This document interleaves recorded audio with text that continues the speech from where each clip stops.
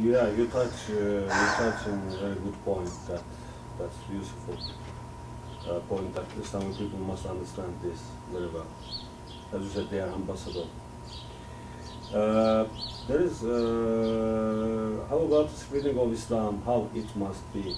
Which kind of ways do you advise to the Muslims to spread Islam? Do you have any already something like you expressed before questioning this? But if you want to include some, but you know, yeah, some you said because they should be kind, smile. The people must like them. What else do you advise to spread Islam to other Americans or to spread all over the world? Okay. Well, I definitely know what is not a good idea. In my opinion, what is not a good idea is to on the internet, and he is asking Muslims to send emails and write letters to try to convince a movie star to convert to Islam, to convince him, to push him, because he's interested in it and he wants them to, and I keep thinking there's no compulsion in religion, there's no compulsion in religion, there's no compulsion in religion. You're not supposed to push, you're not supposed to, and I'm reading what the comments that the people are putting, and I'm like, oh, why are you saying that? And they're like, oh, it's the right way, it's the best way, you need to do it, you don't want to go to the hellfire, and it's like, no, but this is not Islam, this is not my understanding. Maybe it's clearly it's somebody's understanding, but my understanding is, you can sit and you can tell them, yes, okay, you're going to go to the hellfire, you're an unbeliever, okay, but this is not, to me, a way to show someone that it's a good light. I mean, like I said, you have to demonstrate it. You have to lead by example.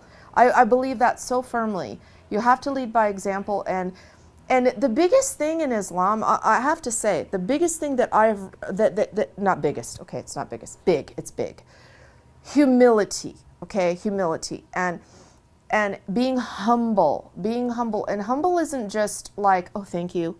Being humble is a whole way of conducting yourself in everything in your life. And I have to remind myself of that all the time, because I get caught up too. I go to the sisters group and they're all in the pretty scarves and, like this one, and the bling bling like this, and they're all decorated, and they look like flowing princesses of Egypt or something. They look stunning. And I'm thinking, well, that's not really humility, and that's not really being modest.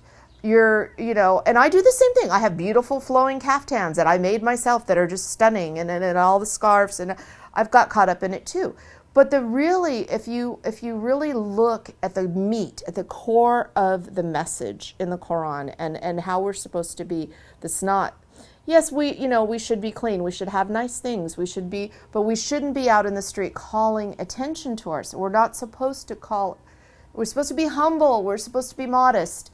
And even though you're covered from here to here, if everything you have on your body is making people stare at you and go, wow, look at her, that isn't modesty. That's not modesty, and it's definitely not humility. And, when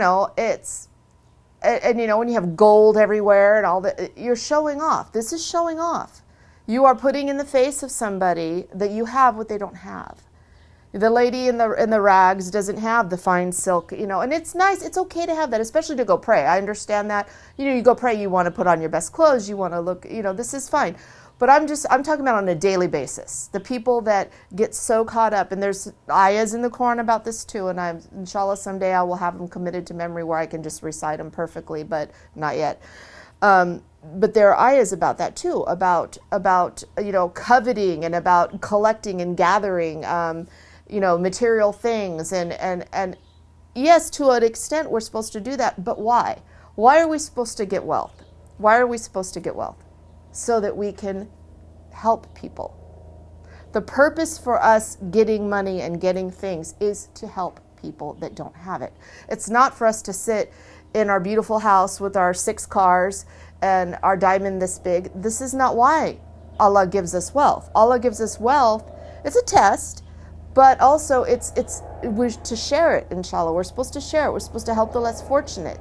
And then and it says in the Quran, the more you give, then Allah's going to reward you. It's a beautiful cycle. But you know, that gets lost sometimes. It gets lost. This was the last question. If you want to include something, include. My question is finished.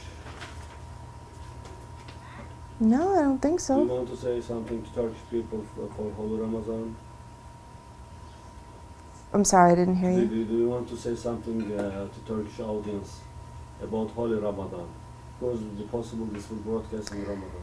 Actually, I do have something to say, not just to Turkish people. I have something to say to people that live in a Muslim country. That I've been to Morocco 6 times, and it is so amazing to me. So the people that live where they have, so we have Islamic centers, and we do have some places here that are like a masjid, but you can't sit in your house and hear the call for prayer and hear the adhan. You can't hear it. When you're in Morocco, when you're in, I don't know about it in Turkey, but when you live somewhere where you can hear that and you know, I don't know, there's something beautiful about that to me, and the ability to be able to walk down the street, you know, with your scarf on, and it's accepted, and no one stares at you funny, and that you can pray. You can stop in the middle of your work and drop down and pray, and nobody's going to think anything weird of you. That is such a blessing. That is such not a privilege. I mean, it's your right, but people are so blessed that are in these places, and I know they look at America and they think, oh, you know, they're so lucky there. But to me, I would rather live in Morocco in a shack and be able to hear that and go and pray and be able to just be free and worship how I want. And I mean, I see pictures in countries where I see the pictures of trucks pulled over on the side of the road and the person's on the side of the road praying.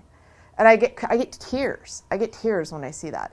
Because that's like beautiful to me, to just be able to do that, to have that kind of freedom. And we have it here to a point, but it's not like that. And they're blessed and they're fortunate. And when they look at people driving Mercedes and they look at people over here with the big houses, don't forget what's important. What is really important?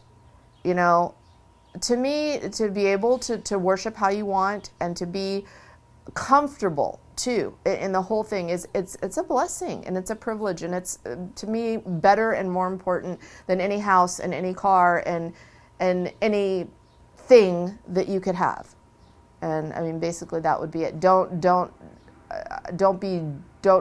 think it's better because I hear so much, oh, America's so great, America is great, but I would go there in 10 seconds and raise my chickens on the roof and wash my clothes in the sink and do all of that. I would, just to be able to walk to the masjid 5 times a day because it's right there and I can hear it. And I don't know, there's something about that. It's just such a blessing.